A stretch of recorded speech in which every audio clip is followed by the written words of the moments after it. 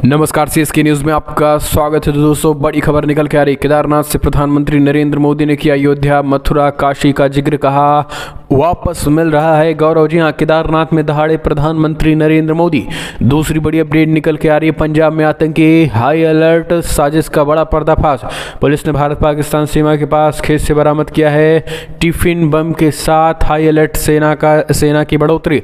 तीसरी बड़ी अपडेट, बड़ी खबर, दिवाली पे बड़ा तोहफा दे दिया है डीआरडीओ ने। चीन पाकिस्तान के हुए दांत खट्टे। दोस्तों, एंटी एयरफील्ड हथियार का किया सफल परीक्षण। 100 किलोमीटर दूर पर भी दुश्मनों के ठिकाने पर होगी सटीक हमला। जानेंगे इसके बारे में, और दिवाली को कैसे भारत को तोहफा दिया है डीआरडीओ ने, तो एक एक करके बताएंगे। जहां पे पाकिस्तान में सिर्फ 15 दिनों का है चीनी का स्टॉक। शहबाज शरीफ ने महंगाई को लेकर इमरान पे बोला बड़ा हमला, आपस में ही भिड़ रहे हैं, तो एक एक करके बताएंगे। जहां पे चीनी धमकियों के बीच अमेरिका के बाद ताइवान को मिला यूरोप देशों का साथ। कहा मजबूत से मजबूत करेंगे संबंध और किसी भी हमले का करेंगे पुरजोर विरोध। जी हाँ, तो दोस्तों, एक एक करके खबरें आपको जानना बेहद जरूरी है, लेकिन उससे पहले एक छोटा सा निवेदन, अगर आपने चैनल को अभी तक सब्सक्राइब नहीं किया तो चैनल को सब्सक्राइब करें। और दिवाली जो है इजराइल, ब्रिटेन, फ्रांस और अमेरिका में कैसे भव्य बनी है वो हम आपको बताएंगे, लेकिन पल पल के अपडेट के लिए चैनल को सब्सक्राइब करें। दोस्तों, दरअसल पहली बड़ी अपडेट निकल के आ रही है। केदारनाथ में दहाड़े प्रधानमंत्री नरेंद्र मोदी। बोले अयोध्या, मथुरा, काशी का जिक्र कर बोले हमारी विरासतें वापस मिल रही है गौरव उनको। बाबा केदारनाथ की धरती से अयोध्या, मथुरा, काशी और सारनाथ का जिक्र कर प्रधानमंत्री मोदी ने बड़ा संदेश दिया है। दिवाली के अगले ही दिन बाबा केदारनाथ के दर्शन करने आदि शंकराचार्य की प्रतिमा के अनावरण के बाद प्रधानमंत्री मोदी ने अपने लंबे भाषण में एक तरफ उत्तराखंड के विकास का जिक्र किया तो वहीं तीर्थ स्थानों के पुनरुद्धार की बात कर हिंदुत्व के तार भी तोड़े। इस बीच प्रधानमंत्री मोदी ने अयोध्या, मथुरा, काशी और सारनाथ में चल रहे कामों का जिक्र करते हुए कहा है कि हमारी विरासत को पुराना गौरव वापस मिल रहा है। उन्होंने अयोध्या में दीपोत्सव के आयोजन का जिक्र करते हुए कहा है कि भगवान श्री राम की जन्मभूमि को सदियों बाद पुराना गौरव वापस मिल रहा है। प्रधानमंत्री मोदी ने एक तरफ सांस्कृतिक गौरव का जिक्र कर हिंदुत्व की अलग जगाई है, तो वहीं दूसरी ओर सरकार की ओर से जिक्र किए जा रहे प्रयासों का भी जिक्र किया। उन्होंने कहा है कि उत्तराखंड का ये दशक है, बीते 100 सालों में जितने यात्री यहाँ आए होंगे उससे ज़्यादा लोग अगले 10 सालों में ही आ जाएंगे। आदि शंकराचार्य की प्रतिमा के अनावरण और बाबा केदारनाथ की पूजा अर्चना के बाद पीएम मोदी ने कहा है कि आज देश के लिए हर कोने में इस पवित्र माहौल के साथ लोग जुड़े हुए हैं। भले ही लोग शरीर यहाँ ना पहुँचे हों, लेकिन वर्चुअल माध्यम से लोग हमें आशीर्वाद दे रहे हैं। प्रधानमंत्री नरेंद्र मोदी ने अयोध्या, मथुरा, काशी, सारनाथ का जिक्र कर कहा अब हमारे पुराने जो गौरव थे वो वापस मिल रहे हैं। ऐसे में हमें आनंद की अनुभूति होनी चाहिए। केदारनाथ त्रासदी का भी जिक्र कर पीएम मोदी भावुक भी हुए और प्रधानमंत्री मोदी ने कहा इस देश में और ख़ास करके यहाँ पानी और जवानी जो है वो दोनों काम आने वाली है। हम चलते हैं, अगले अपडेट लेते हैं। तो दोस्तों, बड़ी खबर निकल के आ रही है। पंजाब में आतंकी साजिश का पर्दाफाश। पुलिस ने पाकिस्तान भारत सीमा के पास खेत से बरामद किए टिफिन बम। दोस्तों, पंजाब पुलिस ने दिवाली की पूर्व संध्या पर एक बड़ा आतंकी साजिश का पर्दाफाश किया है। फिरोजपुर में भारत पाकिस्तान की सीमा के पास खेत में टिफिन बॉक्स बम छिपा कर रखा गया था, जिसको सही समय पर राज्य पुलिस ने बरामद कर संभावित आतंकी हमले को नाकाम कर दिया। पुलिस ने बताया कि बरामद किए गए टिफिन में विस्फोटक पदार्थ भरा हुआ था। इस हफ्ते की शुरुआत में जलालाबाद धमाके मामले में गिरफ्तार किए गए 3 लोगों से पूछताछ के बाद बुधवार को अली गांव में ये बम बरामद किया गया था। पुलिस महानिदेशक डीजीपी इकबालप्रीत सिंह सटोहा ने बताया है कि लुधियाना ग्रामीण पुलिस ने जलालाबाद धमाके मामले में आरोपी रंजीत सिंह उर्फ गोरा को आश्रम उपलब्ध करने के और उनकी सहायता करने के आरोप में सोमवार को 2 लोगों को गिरफ्तार किया गया था। तो दोस्तों, लगातार ये गिरफ्तारी जारी है और सेना भी हाई अलर्ट पे है। हम चलते हैं अगले अपडेट। इंडिया एयरफील्ड हथियार, 100 किलोमीटर दूर भी दुश्मनों के ठिकानों पर होगा सटीक हमला। दिवाली पर डीआरडीओ ने दिया बड़ा तोहफा, सेना को स्वदेशी स्मार्ट बम ने बढ़ाई वायुसेना की ताकत। जी हां दोस्तों, दरअसल दिवाली पे भारत को बड़ा तोहफा डीआरडीओ ने सेना को दे दिया है। भारत ने राजस्थान के जैसलमेर के पोखरण फील्ड फायरिंग रेंज में स्मार्ट एंटी एयरफील्ड हथियार का एक और सफल परीक्षण कर लिया है। भारत में निर्मित इस हथियार को सबसे पहले अक्टूबर 28 को परीक्षण किया गया था। अनुसंधान एवं विकास संगठन DRDO द्वारा विकसित बम के इस वर्ग का परीक्षण देश में पहली बार किया गया है। यह बम एक तरीके से मिसाइल की तरह काम करता है और इसके जगुआर फाइटर प्लेन से संचालित किया जा सकता है। दोस्तों, अधिकारियों के अनुसार इस बम को लंबी दूरी पर आधारित टारगेट तक गाइड कर निशाने तक पहुंचाया गया है और इस बम का निशाना एक सीमा तक अचूक है। DRDO के मुताबिक एक साधारण बम को गिराने के बाद उन्हें नियंत्रित नहीं किया जा सकता है, जबकि लॉन्ग रेंज गाइडेड बम, जिन्हें स्मार्ट बम भी कहा जाता है, उन्हें गिराने के बाद नियंत्रित किया जा सकता है। यहाँ तक कि इनकी दिशा और गति को भी बदला जा सकता है। इससे इस बम को निशाना अचूक हो जाता है और ये बम दुश्मनों के ठिकानों को खत्म करके ही दम लेता है। हम चलते हैं अगले अपडेट। पाकिस्तान में सिर्फ 15 दिनों का है चीनी का स्टॉक। शहबाज शरीफ ने महंगाई को लेकर इमरान खान पर बोला बड़ा हमला, आपस में भिड़े। पाकिस्तान मुस्लिम लीग नवाज PMLN के अध्यक्ष शहबाज शरीफ ने महंगाई को लेकर प्रधानमंत्री मोदी नेतृत्व वाली सत्तारूढ़ PTI सरकार पर निशाना साधा है। शहबाज शरीफ ने कहा है कि देश की चीनी संकट से गुजर रहा है, क्योंकि चीन का मौजूदा स्टॉक केवल 15 दिनों का ही चलेगा।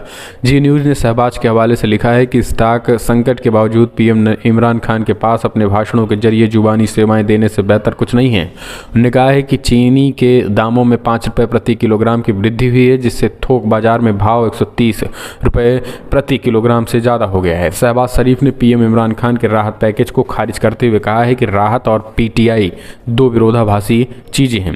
शहबाज शरीफ ने PM इमरान खान के राहत पैकेज को खारिज करते हुए कहा है कि राहत और PTI दो विरोधाभासी चीज़ें हैं और लगातार महंगाई बढ़ रही है। इमरान खान जो है वो पूरी तरीके से फेल हो चुके हैं, महंगाई को नियंत्रित नहीं कर रहे हैं। हम चलते हैं एक और अपडेट लेते हैं। दोस्तों, चीनी धमकियों के बीच अब अमेरिका के बाद ताइवान को मिला यूरोप का समर्थन। तिल मिलाया बौखलाया चीन। यूरोप ने कहा मजबूत करेंगे संबंध, किसी भी खतरे का देंगे माकूल जवाब। चाइना और ताइवान के बीच तनाव के बीच अमेरिका ने ताइवान को हर संभव सहयोग की बात कह दी है।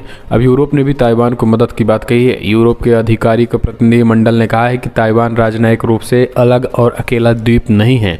प्रतिनिधिमंडल ने यूरोपीय यूनियन और ताइवान संबंधों को मजबूत करने के लिए साहसिक कार्रवाई की अपील की है। आपको बता दें कि ताइवान का वेटिकन सिटी को छोड़कर किसी भी यूरोपीय देश के साथ औपचारिक संबंध नहीं है, लेकिन ताइवान यूरोपीय देशों के साथ मजबूत संबंध बनाना चाहता है। ऐसे कई बार ताइवान के सीनियर अधिकारियों ने कई चीज़ें कह चुके हैं। हम चलते हैं अगले अपडेट लेते हैं। तो दोस्तों, बड़ी खबर, अवैध सुरक्षा आयरन डोम से भी ज़्यादा खतरनाक मिसाइल रक्षा प्रणाली का परीक्षण कर रहा है इजराइल। लंबी दूर से आ रहे खतरे को हवा में ही करेगा खत्म। इजराइल के पास दुनिया का सबसे बेहतरीन मिसाइल परीक्षण रक्षा प्रणाली है। इनका प्रमाण उनसे हाल ही में 11 दिनों चले गाजा पट्टी युद्ध में दिया था। हालांकि ये देश अब एक और massive inflatable missile detection system का परीक्षण कर चुका है। ये मिसाइल रक्षा प्रणाली लंबी दूरी या फिर ऊंचाई से इजराइल की ओर आ रहे खतरे को भांप लेगी और उसे हवा में ही खत्म कर देगी। बुधवार को इजराइल की ओर से जानकारी भी दी गई है। High availability aero stage system के एक बड़े विमान या जेपलिन की तरफ दिखाई देता है। इजरायली रक्षा मंत्रालय ने बताया है कि दुनिया के सबसे बड़ी रक्षा प्रणालियों में से एक है। हम चलते हैं अगले अपडेट। आपको बता दें, दुनिया भर में दिवाली बड़े जश्न और शान से मनी। प्रधानमंत्री नरेंद्र मोदी को इजरायली PM नफ्ताली बेनेट ने दिवाली की बधाई जहां दी, तो अमेरिका में भी जो बाइडेन और फर्स्ट लेडी ने दिवाली मनाया।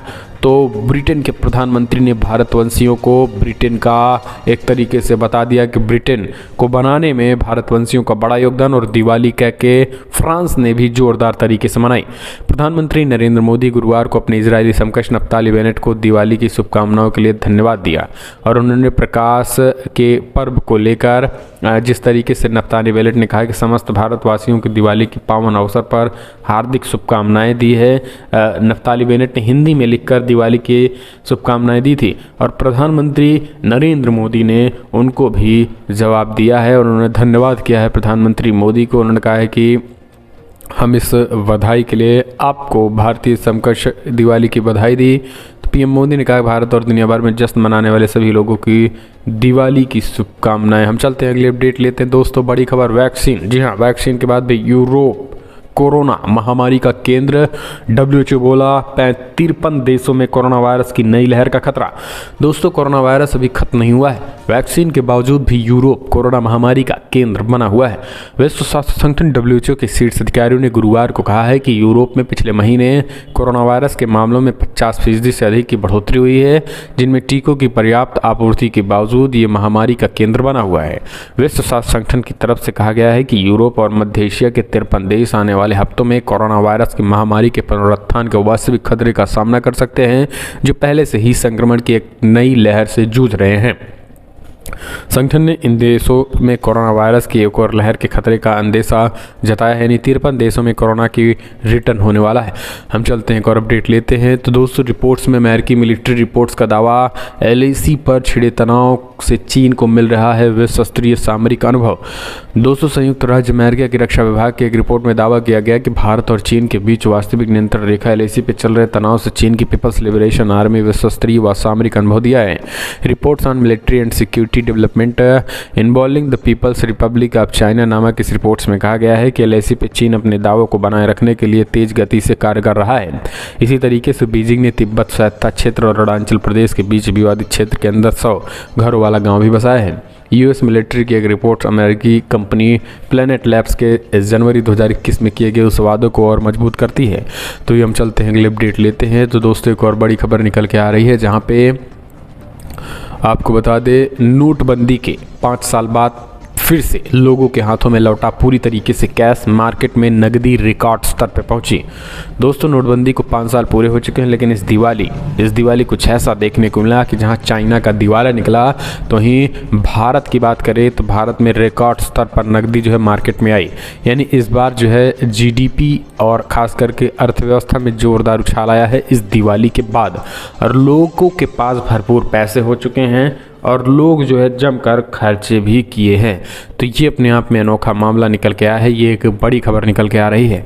हम चलते हैं अगले अपडेट। त्रिपुरा में BJP को मिली अच्छी खबर, 20 में से 7 निकायों पर निर्विरोध जीत। स्थानीय चुनाव में विपक्ष रहा नदारद। दोस्तों, BJP के लिए त्रिपुरा से अच्छी खबर सामने आई है। पार्टी ने स्थानीय निकाय चुनाव में 20 में से 7 निकायों पर निर्विरोध जीत हासिल की है।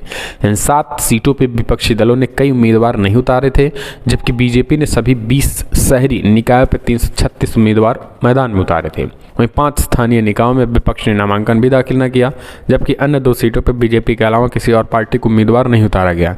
तो दोस्तों, इसलिए भारतीय जनता पार्टी की निर्विरोध जीत हुई है। ये बड़ी खबर निकल के आ रही है।